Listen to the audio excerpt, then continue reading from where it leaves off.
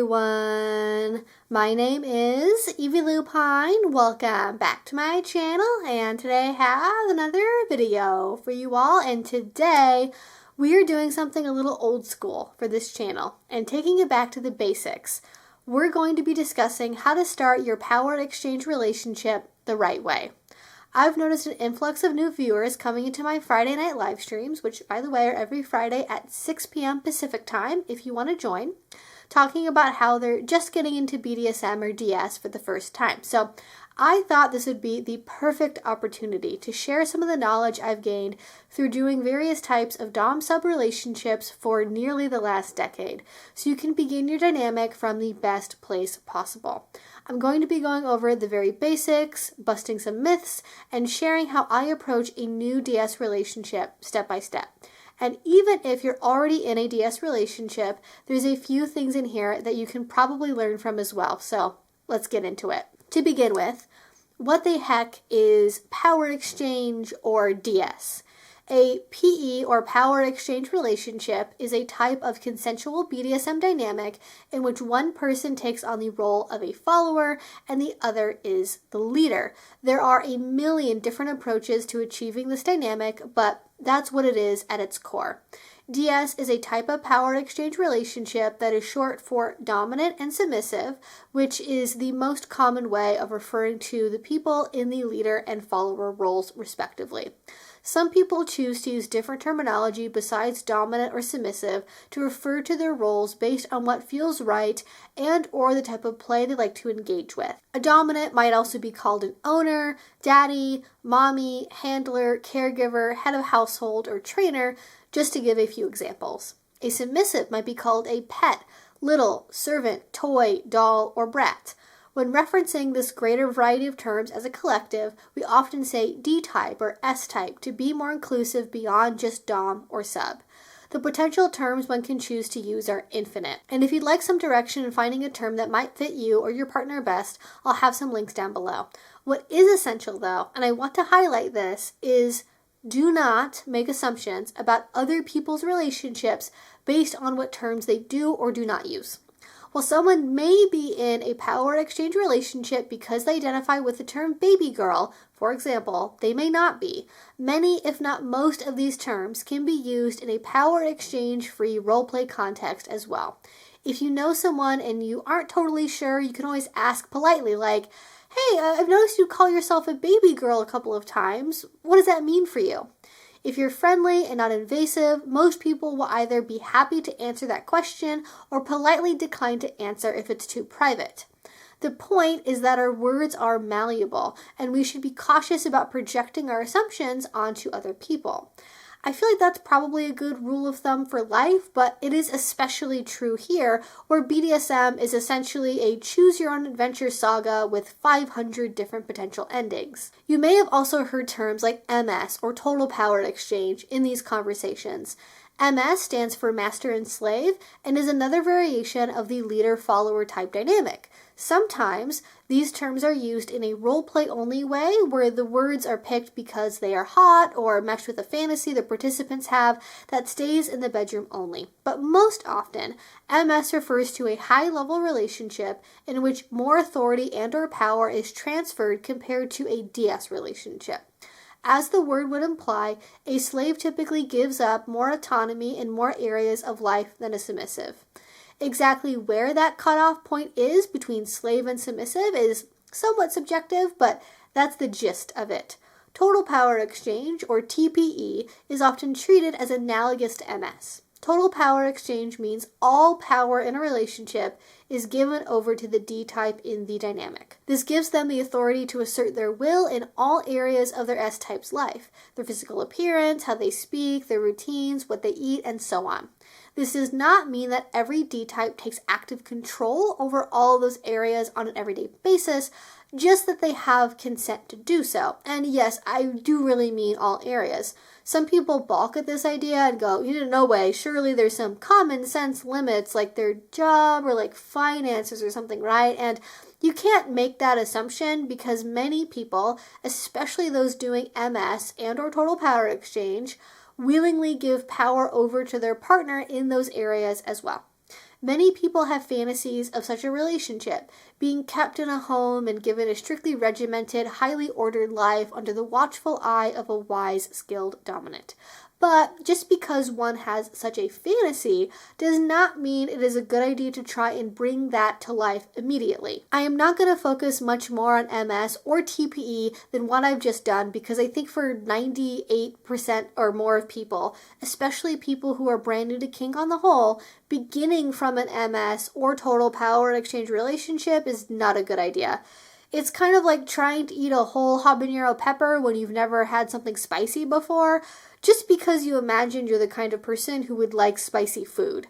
You might be one of those 1 in 1,000 people who can handle it immediately, but that's the exception and not the rule. And like with handling spice, you can work up to it over time if you still feel pulled in that direction once you get some experience on the milder end of the scale. The milder end of the scale is partial power exchange, or PPE, which includes everything from one small rule and that's it, all the way over to basically nearly total power exchange except for one exception. The vast majority of power exchange relationships are considered partial power exchange. While some people may act in an elitist way, acting as though doing total power exchange makes them kinkier or superior, don't listen to that. The best way to do kink, in my opinion, is not merely to play as hard as possible or have the most intense relationship, but to do what feels the most fulfilling and true to you. And you're the only one who can decide what that looks like. One other factor to consider is 24/7 versus non-24/7. This part is more self-explanatory, but to be thorough, a 24/7 relationship is one that is always on. There may be an underlying vanilla relationship as well, but the kink relationship is always there too, informing how the partners act and relate to each other day to day. A non-24/7 relationship is one that has some limitations on when it is active. For example, only during the weekends, only in the bedroom, or only on vacation.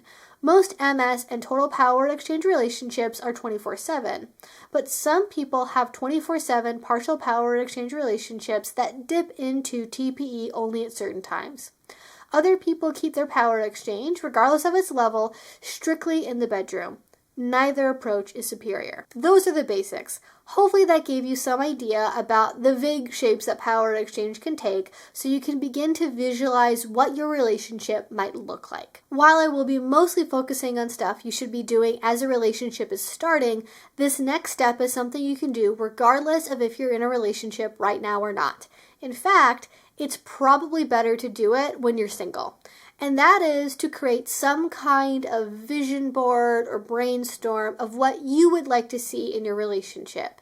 That also includes how you feel, how you interact, how separate or intertwined your lives are, what role play you want to do, if you're polyamorous, if you're in a vanilla relationship, whatever that is. I'm a big believer in getting in touch with yourself first, rather than going with the old, I'm a perfectly moldable piece of clay, I don't know what I want route. And maybe what you want is genuinely to be treated as a moldable blank slate. Cool, but most people have some idea of what they're looking for, even if they can't put it into words. If you're a visual person, you can storyboard with favorite posts from Instagram, anime gifs, TikToks, movies, whatever inspires you. If you're more verbal or written like I am, make voice notes to yourself. Make a word cloud, write stories, think about your fantasies.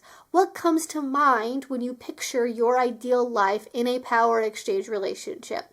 Do you picture being taken care of like a precious pet, with your own cage, lots of praise and physical affection, with a loving, committed, vanilla, monogamous relationship underneath it? Or do you picture yourself in a very regimented relationship that keeps you busy with high expectations, but without traditional romance or entanglement? If you don't know where else to start, what do you think about when you think of DS? How would you change that to make it more like you? What would make you happy? When you change things around, what provokes different emotional responses? What would make you sad if it suddenly went away? How is that different or similar to other relationships you have had before? By intuitively practicing this for myself, molding my natural daydreaming mind into something that was actually kind of productive, I have been able to create a clear image of what I want from relationships. But I hold those expectations softly, right? This isn't to create some kind of impossible to live up to standard, but to make sure you don't lose yourself and your desires in what another person says they want.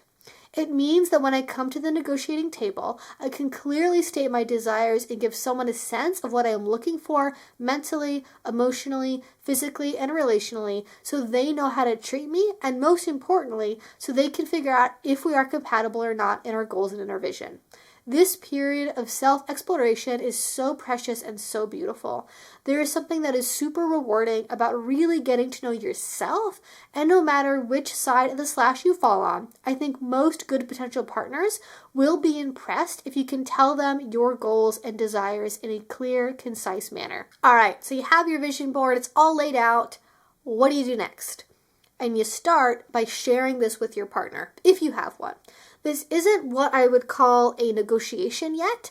We are just testing the waters, seeing if you have the right energy to work together as a couple.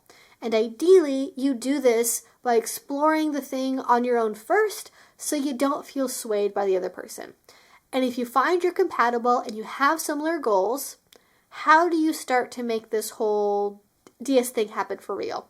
And I think there are two good first routes, depending on your life circumstances. The play route or the rule route. If you're already in the community and doing other BDSM activities but haven't played with power exchange within a scene yet, incorporating some DS flavor into your play is a good next step. This is especially the case if your fantasies involve elements like sadomasochism, bondage, bratting, or the like, and you aren't currently in a committed and or live-in relationship with the person you want to do power exchange with. Traditional playtime is likely to be part of your relationship going forward in those cases. So you set up a scene involving some elements you already know you enjoy, and you sprinkle a little DS flavor on there. Maybe you call each other certain pet names like kitten and owner that evoke that for you. Maybe you do a role play scene where you pretend you are being punished for disobedience or breaking a rule, even though you don't really have any rules yet. Maybe you have to say, "Thank you, sir," after every spanking. It can be a really teeny little change compared to what you normally might do. The rule route is similar, but works better for established relationships that want to add DS on top of what they already have.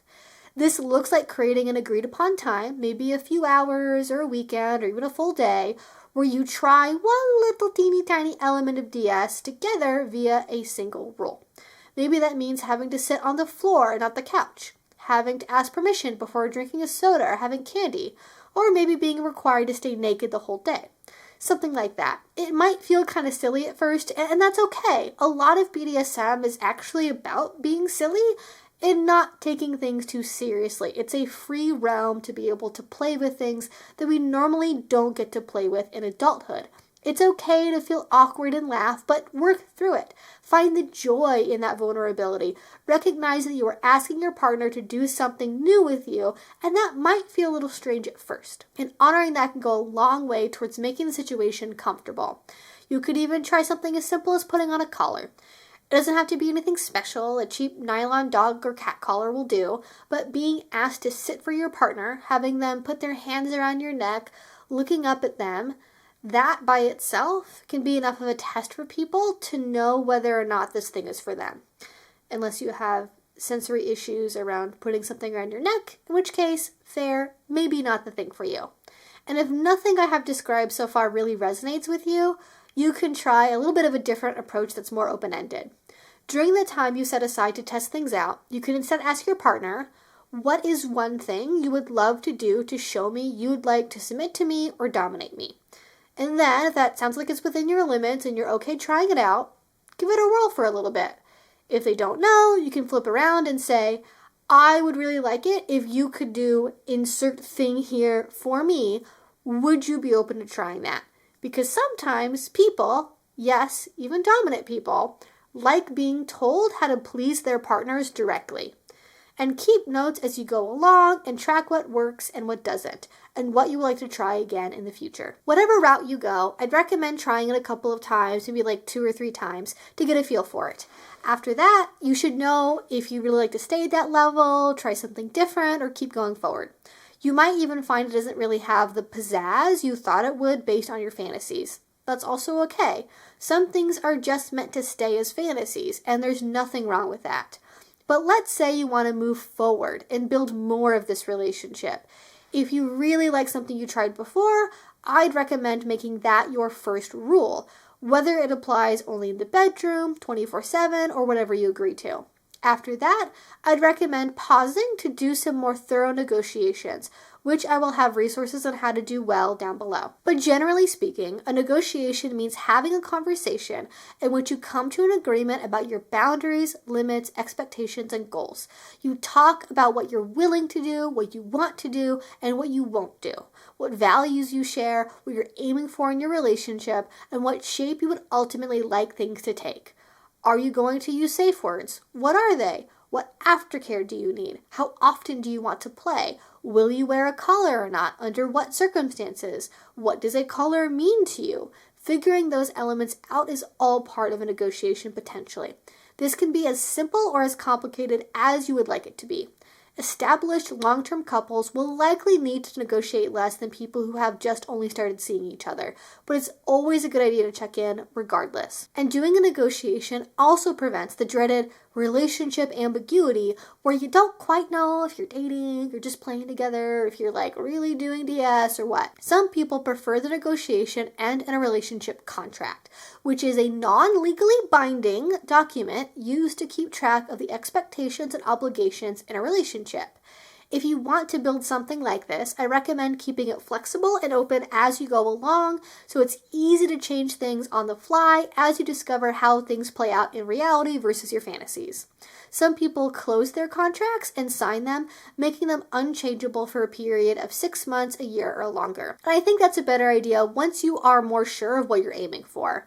A contract typically includes the elements I just talked about alongside a set of rules which guide how you act, with protocols which govern expected etiquette, and or rituals, which are ceremonial routine behaviors meant to be done in a prescribed way.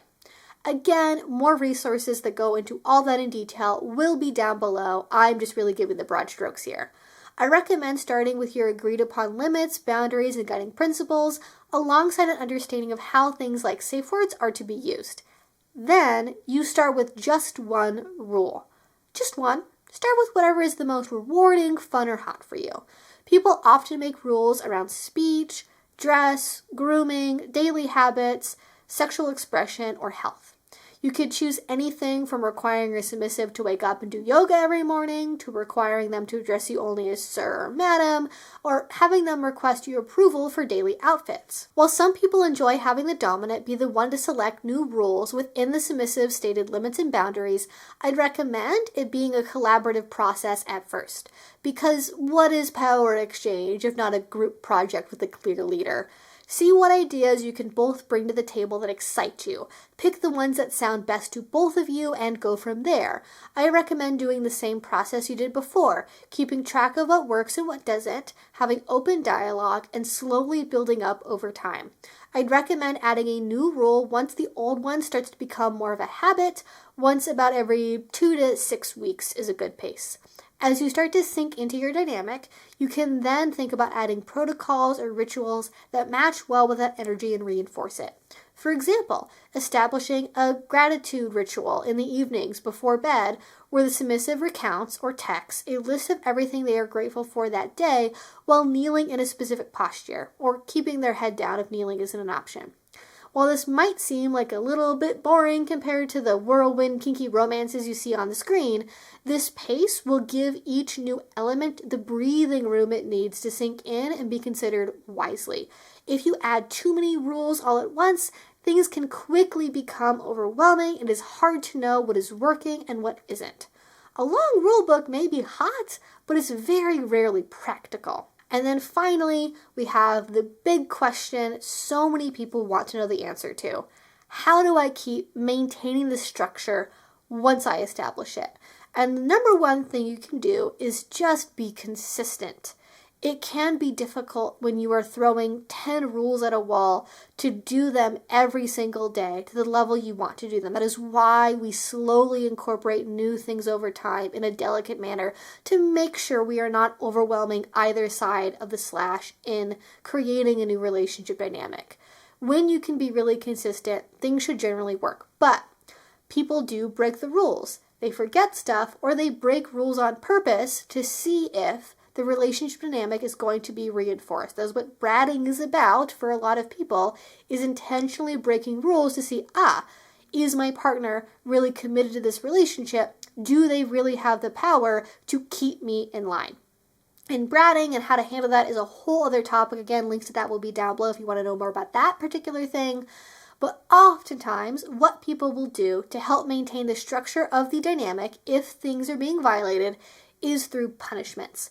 And punishments are a little bit controversial for me personally, because I think a lot of people approach them in a way that ultimately hurts the relationship and hurts the person's relationship to especially sadomasochism on the whole. Because what people tend to do to reinforce a relationship is they think, my partner broke a rule, I'm going to give them a spanking, I'm going to cane them, I'm going to paddle them, I'm going to do something that causes physical suffering and pain to teach them not to do that in the future. And speaking on a purely behavioral psychology level, that typically doesn't really work to change behavior into what we want to see it to be. What it tends to create is fear and avoidance and hiding behavior or rule breaking, because now the partner has become an object of fear where you need to hide from them. And that could be a dynamic you want to play with, in which case, go about on your merry way. Also, a lot of kinky folk have a different relationship than the typical person to pain and suffering, and it might not always create that kind of emotional response. But if you're going into a relationship and you know that you are not the biggest masochist ever, if suffering and pain and physicality is more of a struggle for you, I would not recommend, if you want to play with that in a fun way ever, using certain tools and implements you want to use for fun for physical punishment. I would create either some kind of separation where caning is only a punishment tool, but paddles are fun, or to, in my mind, ideally, keep away from physical things generally as a punishment, because you don't need to use physical pain in most cases to reinforce a relationship dynamic. You have so many other options, whether it be emotional and mental reinforcement of punishment, where instead of the suffering being physical, it's emotional or mental in nature, or you are taking the time, and this is what I think is really powerful for people, especially in a more caregiver type role, actually taking your partner in hand and showing them through dedication how the behavior should be done. Especially if your partner is not bratty and they want to do well and they are trying to succeed but just not meeting requirements, take them in hand, show them literally physically what they need to be doing differently, give them an opportunity to practice, basically put them on a performance improvement plan for whatever rule you have, monitor that, reward for incremental improvements, and then get them back up to standard. That is really what we should be looking at, I think, for most people as the default first way of approaching relationship reinforcement. And I think doing it in a positive way, we're actually maintaining still that follower and leader role by being the person who is showing the partner who's submissive what to do, how to do it, verbally explaining in a kind, gentle way, but still in a tough love way, right? We're maintaining expectations. I want you to succeed. This is what I expect you to be able to do. Now follow me. That is still going to be reinforcing. You don't have to use fear and pain if that doesn't work for you. So those are the basics of what you can use to build a relationship dynamic. And it feels kind of funny to say it because that is what it is. There's this talking about it now, I kind of get the experience of maybe somebody listening to this would not necessarily think this is that involved or that complicated or that different. And maybe just because I've been stewing in it for a decade, but that's really all it is. There's not necessarily a big movie moment of suddenly DS is happening and suddenly there's this really strict ordered protocol and uniforms and this and that. You very slowly build it over time, and before you know it, your normal everyday relationship looks very different from what it once did. Or it might look the same on the surface, but be different under the hood, right? So that is what I would build for a basic relationship structure. And as you go along, as you get deeper into your dynamic, you're just going to have a better intuitive sense of what works, what doesn't, what direction you want to go in next. And by having open conversations, outside of the dynamic space where you can both freely share what works and what you want to change or what you want to add next time from a place of excitement for the relationship, a place of building and bonding with each other, you're going to be just fine. You're going to be totally set up. Again, like I said, I will have links to other resources because this is a very much a general overview of like 5 or 6 different things that are definitely videos in their own right. But I haven't yet made a video where I put all this in kind of a general way in one place, so I want to do that here today for you all. Hopefully you found it helpful. If you have any questions, you can go ahead and leave those in a comment down below. If you did enjoy this and are ready, please do subscribe because I make videos twice a week about all different kink and BDSM related subjects. And finally, if you want to support what I do, the best way to do is Patreon. Link that will be down below. If you do already support me there, thank you so much. It means the absolute world to me. And until I see you all next time, I hope you have a great rest of your day and a great rest of your week. Bye-bye.